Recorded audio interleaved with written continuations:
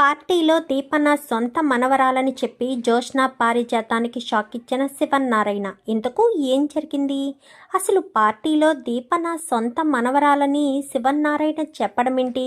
అసలు శివన్నారాయణ ఈ విషయం ఎలా తెలుసుకున్నాడు? ఇదంతా కూడా వీడియోలో చూసి తెలుసుకునేద్దాం. కార్తీక దీపం అప్కమింగ్ ఎపిసోడ్స్లో ఏం జరగబోతుందో ముందుగా తెలుసుకోవాలి అనుకుంటే వీడియోని లైక్ చేసి ఛానల్ని సబ్స్క్రైబ్ చేసుకోండి. మొత్తం మీరు చూసుకున్నట్లయితే ఇంకా దీపా కార్తిక్ వల్లే సుమిత్ర దశరథులు ఇద్దరు కలవడంతో ఇంకా సంతోషంగా ఉండడంతో పాటు అందరూ చక్కగా కలిసి భోజనం చేయడం జరుగుతుంది. అందరూ ఇంకా దీపను మధ్యలో కూర్చోబెట్టుకుంటారు. సుమిత్ర దశరథుల మధ్యలో కూర్చోవాలని దశరథ్ కోరేసరికి దీప మధ్యలో కూర్చుంటుంది. ఏదో కన్న కూతుర్ని మధ్యలో కూర్చోబెట్టుకుని భోజనం చేస్తున్నట్టుగా అందరినీ తలపిస్తారు. కానీ నిజానికి కార్తీక్కి దీపకి ఇటు జోష్నకు తెలుసు కదా దీపే వాళ్ళ కన్న కూతురని. అది చూస్తూ చాలా సంతోషపడిపోతాడు కార్తీక్. అయితే ఇంకా ఏదో ఒకటి చేసి తొందరలోనే నిజాన్ని బయట పెట్టేయాలి, అత్తకు మామయ్యకు నిజం చెప్పేయాలి అని చెప్పి ఇంకా అనుకుంటూ ఉండేసరికి జోష్న మాత్రం వాళ్ళని అలా చూసి తట్టుకోలేకపోతుంది. డాడీకి తెలుసా, దీపకు తెలుసా, బావకు తెలుసా, అసలు ఎవరికి తెలుసు నిజం?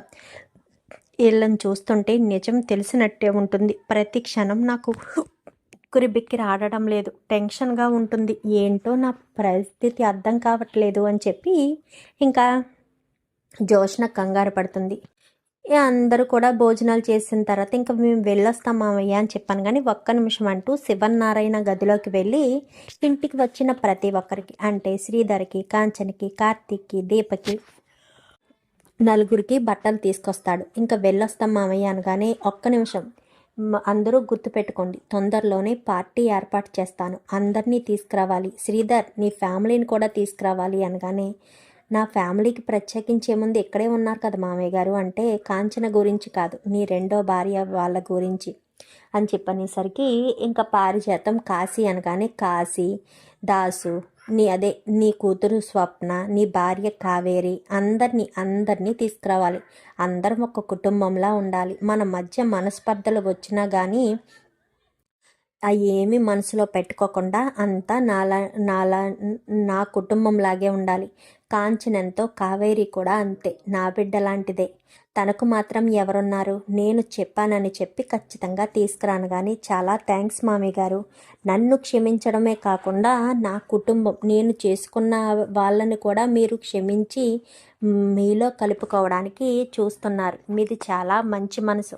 మొదట్లో మీరు నన్ను దూరం పెట్టినందుకు నేను బాధపడినా, మీ మీద కోపం తెంచుకున్నా మీ బాధలో న్యాయం ఉందని అర్థమవుతుంది. ఇప్పుడంతా నాకు అర్థమవుతుంది అంటూ శ్రీధర్ మాట్లాడేసరికి చాలా సంతోషపడతారు. సరే వెళ్ళొస్తానంటూ అందరూ వెళ్ళిపోతారు. బావా నాకు చాలా సంతోషంగా ఉందని దీప కార్తీక్ని పట్టుకుంటుంది. ఎందుకు మరదలా అని చెప్పాను. కానీ మా అమ్మ నాన్న మధ్య నేను కూర్చున్నాను. నాకు పొలమారేసరికి ఇద్దరు కూడా ఎంతలా అలక్ట్ అయ్యారో చూసావా? మా నాన్న అయితే నా మీద ఎంత ప్రేమను చూపిస్తున్నాడో, మా అమ్మ కూడా అంతే ప్రేమను చూపిస్తున్నాడు, కల్మషం లేని ప్రేమను చూపిస్తున్నాడు. కానీ జోష్న మాత్రం కుమిలిపోతూ ఉంది అని చెప్పాను. కానీ ఏం చేస్తుంది, గొంతులో ఉన్న వెలక్కాయ మెంగలేదు కక్కలేదు అన్నట్టుగా నువ్వే ఆ ఇంటి వారసురాలన్న విషయం తనకు తెలుసు. ఎక్కడ మనకు నిజం తెలిసిందో లేక వాళ్ళకి నిజం తెలిసిందో అన్న టెన్షన్లోనే ఉండుంటుంది అని చెప్పి ఇంకా అనుకుంటుండేసరికి సరే బావా ఏం చేద్దాం అనుకుంటున్నావు అనగానే వీలైనంత తొందరలోనే అత్తయ్య మామయ్యకి నిజం చెప్పేసి నిన్ను ఆ ఇంటికి వారసురాలిగా చేద్దాం అనుకుంటున్నాను అని చెప్పనేసరికి అలా నిజంగా జరుగుతుందంటావా బావా అని చెప్పాను. కానీ ఖచ్చితంగా అవుతుంది దీప, ఎందుకు అవ్వదు? నువ్వు ఆ ఇంటి వారసురాలివి. ఈరోజు కాకపోతే రేపైనా నిజం బయట పడాల్సిందే. ఖచ్చితంగా బయట పెడతాను. ఆల్రెడీ జోష్నకు కౌంట్ డౌన్ స్టార్ట్ అయిందిలే. జోష్న నోటికి తాళం వేసే తాత ఉన్నాడు కదా, ఎప్పటికప్పుడు నోటికి తాళం వేస్తాడు అనగానే చిన్నత్తయ్య వాళ్ళని, స్వప్న వాళ్ళని కూడా మామయ్య గారు, తాతయ్య గారు క్షమించారు. నాకు చాలా సంతోషంగా ఉంది అనగానే, అవును అని చెప్పనేసరికి, సరే సరే చాలా ఆలస్యమైంది అని చెప్పనేసరికి, ఒక్క నిమిషం రా కార్తీక్ అని చెప్పాను. కానీ ఏంటమ్మా అనగానే, నువ్వు దీప ఒకసారి బయటికి రండి అని చెప్పనేసరికి ఇద్దరు బయటకు వస్తారు. ఏంటమ్మా అని చెప్పాను. కానీ ఇలా నుంచోండ్రా అని చెప్పి ఎండుమిరపకాయలు ఉప్పుతో ఇద్దరికి దిష్టి తీస్తుంది. ఎందుకమ్మా ఇవన్నీ అనగానే, అందరి కళ్ళు నీ మీదే ఉన్నాయి, ముఖ్యంగా జోష్నది, మా పిన్నివి, వాళ్ళిద్దరి కళ్ళు పడితే చాలు ఎలాంటిదైనా సరే బగ్గుమంటుంది.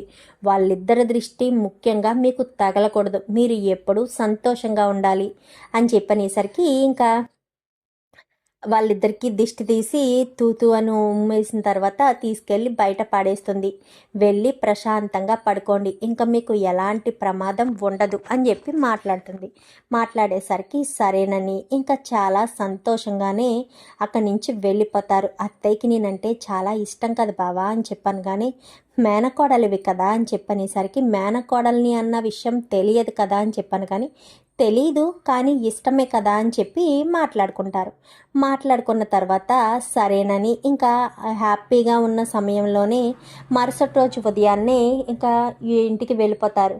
అంటే వాళ్ళ ఇంటికి వెళ్తారు. వెళ్ళేసరికి, ఒరే కార్తీక్, నిన్న నేను నీకు ఏదో ఒకటి ఇవ్వాలి అడగమని చెప్పాను, అడగలేదే అని చెప్పాను. కానీ నాకేం కావాలి మామయ్య, మీ ప్రేమ అభిమానం మీరంతా ఇలా సంతోషంగా నా కుటుంబాన్ని అలాగే చిన్నమ్మ వాళ్ళ కుటుంబాన్ని కలుపుకుంటే సరిపోదా?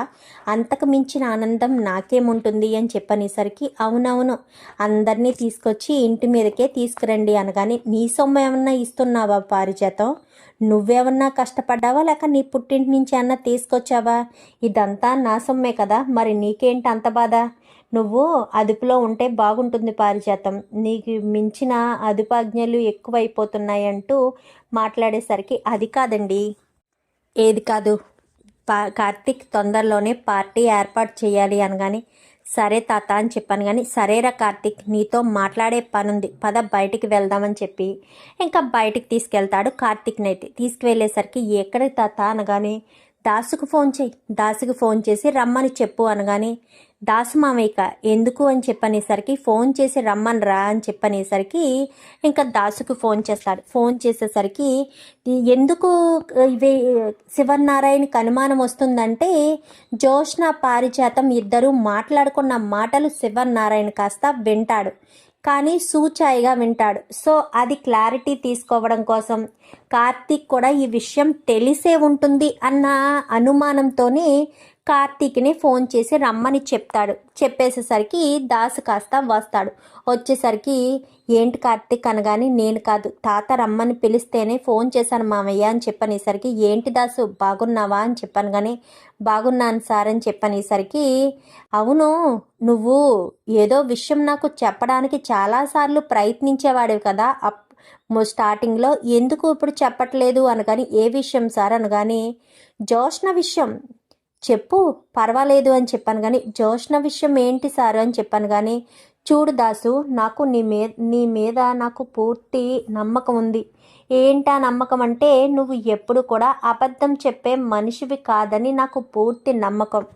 ఎప్పుడు నిజాన్నే పలుకుతావని నేను ఎప్పుడూ నిన్ను నమ్ముతాను అని చెప్పనేసరికి, నేను ఎప్పుడూ నిజమే చెప్తాను సార్ అని చెప్పాను. కానీ అందుకే దాసు చెప్తున్నాను, నువ్వు నిజం చెప్తావనే అడుగుతున్నాను. అసలు జోష్నకు నీకు ఉన్న సంబంధం ఏంటి? జోష్న గురించి నీ గురించి మీ అమ్మ మాట్లాడుతుంది. పైగా ఆ రోజు జోష్న కూడా నీ చేతిని తన తల మీద వేసుకుని చెప్పు చెప్పు అంటుంది, మాట ఇవ్వమని అంటుంది. అసలు దేని గురించి? నాకు తెలిసి జోష్న ఎవరి మీద అంత ప్రేమ అఫెక్షన్లు పెట్టుకోదు. కన్న తల్లిదండ్రుల మీదే తనకు లేదు, మరి నీ మీద ఉంటుందంటే నేను అస్సలు నమ్మను. ఆ రోజైతే కష్టం వచ్చింది కాబట్టి నన్ను అడుగు అని ఒట్టు వేయించుకున్నాను అని చెప్తుందే కానీ అది నిజం కాదని నాకు తెలుసు. అక్కడ ఎందుకులే సాగదీయడం, సాగదీసిన అబద్ధాల వెనక అబద్ధాలు వస్తాయి అన్న ఉద్దేశం నాకు తెలుసు కాబట్టే నేను విషయాన్ని అంతగా పెద్దగా నిన్ను పట్టుపట్టలేదు. చెప్పు దాసు, నువ్వు నిజం చెప్తావనే నమ్మకంతో అడుగుతున్నాను, చెప్పు అనగానే, అది ఏమీ లేదు తాత అనగానే, నువ్వు ఉండు కార్తీక్, దాసు నా కళ్ళల్లోకి చూసి నాకెప్పుడు అబద్ధం చెప్పలేదు. అప్పుడు కళ్యాణి విషయంలో కూడా దాసు అబద్ధం చెప్పలేదు. చేసింది నిర్భయంగా నిజమే చెప్పాడు. కానీ ఒక పని మనిషితో దాసు అలా ఉండేసరికి నేను తట్టుకోలేకపోయాను. పారిజాతం పని మనిషే కావచ్చు, నన్ను పెళ్లి చేసుకున్న తర్వాత ఒక హోదా ఉంది కదా, నాకు తగ్గట్టుగానే ఏదో ఒక సంబంధం చూసి పెళ్లి చేద్దాం అనుకున్నాను. కానీ ఎప్పుడైతే పని మనిషితో అలాంటి పని చేశాడో నాకు కోపం వచ్చింది. అప్పుడు కూడా దాసు నిజం నిర్భయంగా చెప్పే తనను పెళ్లి చేసుకున్నాడు. అంటే ఎదుటి వ్యక్తిని మోసం చేసే మనస్తత్వం దాసుకు లేదు. మరి ఇప్పుడు దాసు అబద్ధం చెప్తాడని ఎందుకు అనుకుంటాను? చెప్పు అని చెప్పాను. కానీ అది శివనారాయణ గారు అనగానే, చెప్పు దాసు, నీ నోటి నుంచి వచ్చే ప్రతి మాట నిజమే అవుతుందని నా నమ్మకం. నా నమ్మకాన్ని మాత్రం నువ్వు వమ్ము చేసుకోకు. నీకు బాగా తెలుసు ఈ శివనారాయణ ప్రేమిస్తే నెత్తిని పెట్టుకుంటాడని. ఒకవేళ ద్వేషిస్తే అది ఎంతకైనా దారుణంగా ద్వేషిస్తాడన్న విషయం నీకు బాగా తెలుసు. అది మైండ్లో పెట్టుకుని నువ్వు చెప్పాలి అని చెప్పనేసరికి, చెప్తాను సార్, ఈ నిజం ఈరోజు కాకపోతే ఎప్పటికైనా తెలియాల్సిందే అనగానే, మామయ్య అని చెప్పనేసరికి, ఆ సమయం ఇదే కార్తీక్. శివనారాయణ గారితో నేను అబద్ధం చెప్పలేను, ఆయన్ని మోసం చేయలేను, ఆయన నా మీద పెంచుకున్న నమ్మకాన్ని నేను కోల్పోలేను అని చెప్పనేసరికి, చెప్పు దాసు అని చెప్పాను. కానీ మీరంతా అనుకుంటున్నట్టు జోష్న మీ సొంత మనవరాలు కాదు అని చెప్పాను. కానీ ఎవరు మరి జోష్న? సుమిత్ర దశరథుల కూతురే కదా జోష్న అని చెప్పాను. కానీ కాదు, మీరంటున్న ఆ కళ్యాణికి నాకు పుట్టిన కూతురే జోష్న అని చెప్పనేసరికి ఒక్కసారిగా షాక్ అయిపోతాడు శివనారాయణ. ఏం మాట్లాడుతున్నావు దాసు? నువ్వు ఏం చెప్పినా నమ్ముతాను అనుకుంటున్నావా? నిజం మాత్రమే చెప్పమన్నాను, కథలు కాదు అనగానే, నేను మీ దగ్గర అబద్ధం చెప్పను, మీ దగ్గరే కాదు, నాకు నా అబద్ధం చెప్పే ఆలోచన లేదు. మాట దాటేస్తాను కానీ అబద్ధాన్ని చెప్పను. మీరు ఎలా రుజువు చేసుకున్నా ఏం చేసుకున్నా అది మీ ఇష్టం, నేనైతే చెప్పడం అయితే చెప్తున్నాను అంటూ ఇంకా దాసు కాస్త చెప్తూ ఉంటాడు. జోష్న మీ సొంత మనవరాలు కాదు, నాకు కళ్యాణికి పుట్టిన కూతురు. సుమిత్ర వదినకు డెలివరీ అయినప్పుడే కళ్యాణికి కూడా డెలివరీ అయ్యింది. అదే మీ మనవరాలు చేసుకున్న దురదృష్టం, నా కూతురు చేసుకున్న అదృష్టం. దాన్ని అసలు పాయింట్గా తీసుకుని మా అమ్మ అప్పుడే ఒక కిరాతకమైన ప్లాన్ చేసింది. నా బిడ్డని, అంటే నాకు కళ్యాణికి పుట్టిన బిడ్డని మీ ఇంటి వారసురాలని చేస్తే ఎప్పటికీ ఆస్తి తన చేతుల్లోనే ఉంటుందని, తన మనవరాలే అనుభవించాలి అన్న ఉద్దేశంతో మా అమ్మ ఒక కిరాతకమైన ప్లాన్ చేసింది. ఆ ప్లాన్ ఏంటంటే, నాకు పుట్టిన బిడ్డని, అంటే జోష్నని మీ ఇంటి వారసురాలని చెయ్యాలని బిడ్డల్ని మార్చింది. మీకు, అంటే మీ ఇంటి వారసురాలని ప్రాణం తీస్తే ఎప్పటికీ ఈ నిజం బయటికి రాదు, ఎప్పటికీ తన మనవరాలే, అంటే తన రక్తమే ఇంటి వారసురాలుగా ఉంటుందని మా అమ్మ నమ్మింది. ఆ ఉద్దేశ ప్రకారమే మా అమ్మ అలా బిడ్డల్ని మార్చింది అనేసరికి, ఏంటి దాసు, ఏంటి నువ్వు అనేది అనగానే, అవును సార్, నేను ఎప్పుడూ దైవంలో భావించే మీ పాదాల సాక్షిగా చెప్తున్నాను. జోష్న మీ ఇంటి వారసురాలు కాదు, నా కన్న బిడ్డ అని చెప్పనేసరికి, మరి నా మనవరాలు ఎక్కడా? నీ కూతుర్ని నా మనవరాల్ని చేసింది పారిజాతం, మరి నా మనవరాల్ని ఏం చేసింది అనగానే, ప్రాణాలు తీయమని సైదులనే ఒక వ్యక్తికి ఇచ్చింది. కానీ ఆ వ్యక్తి ఆ బిడ్డను చంపలేక తన చేతులకి అలాంటి పాపం కలంకం అంటకూడదు అన్న ఉద్దేశంతో తను ఆ బిడ్డను తీసుకువెళ్ళి ఒక బస్ స్టాండ్లో వదిలేశాడు. అదే సమయానికి పట్నం పని మీద వచ్చిన కుబేరు, అంటే దీపను పెంచిన వ్యక్తి, ఆ బిడ్డను తీసుకువెళ్ళి తన కన్న బిడ్డలా చూసుకున్నాడు.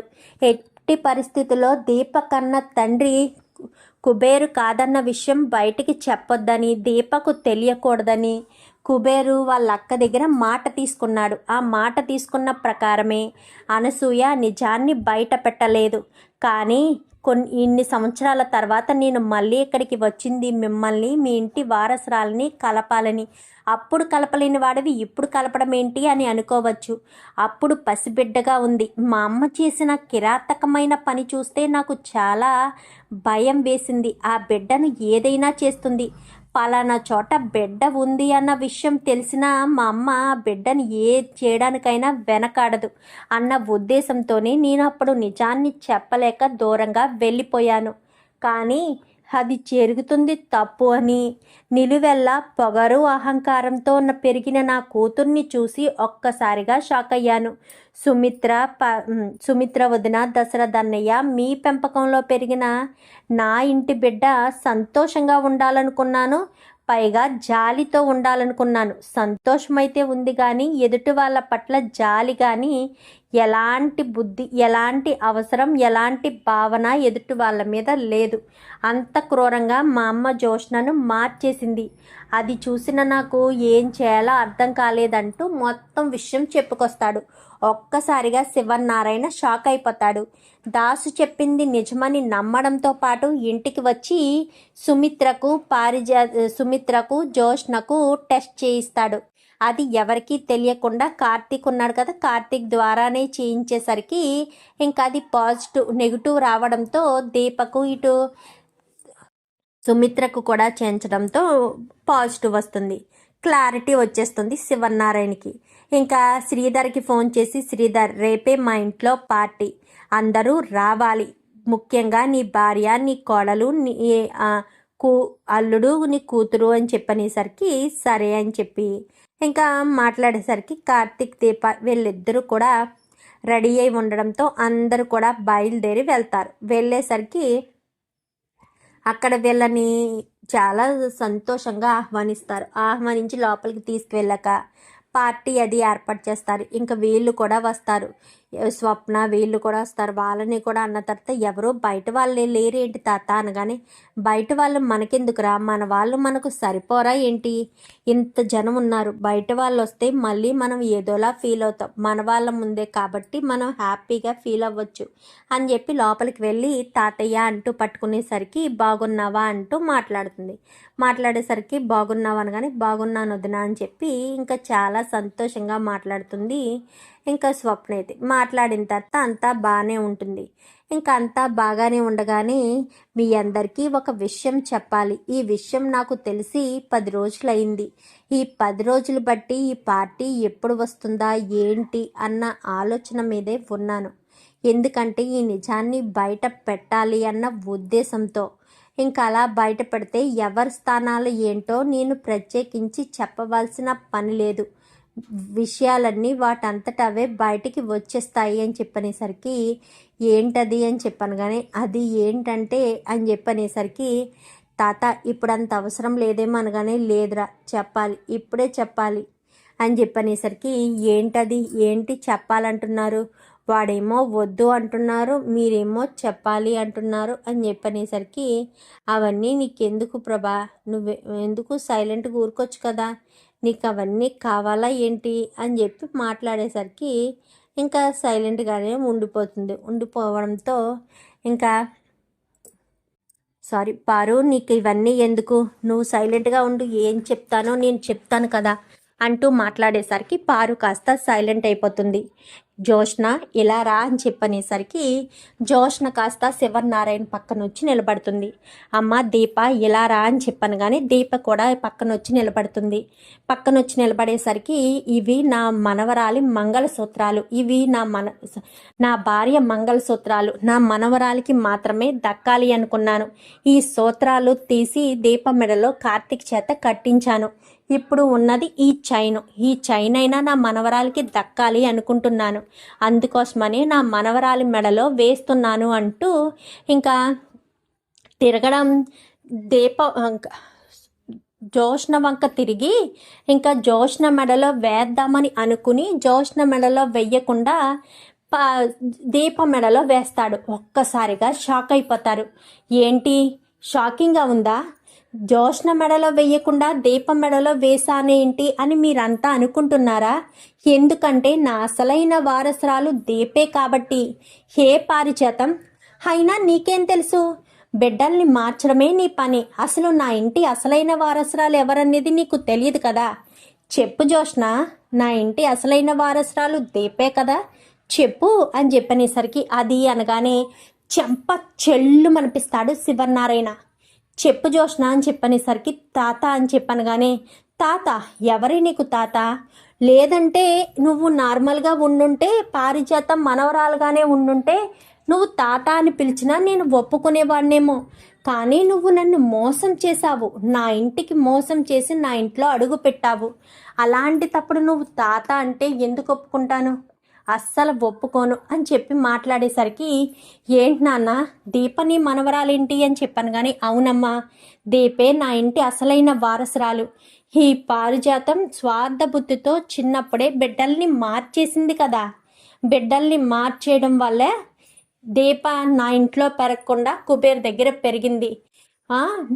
దాసు దగ్గర పెరగాల్సిన జోష్న నా ఇంట్లో పెరిగి భోగభాగ్యాలు అనుభవిస్తూ నా మనవరాల జీవితాన్ని చిరిమేయాలని చూసింది అని చెప్పనేసరికి ఒక్కసారిగా షాక్ అయిపోతాడు.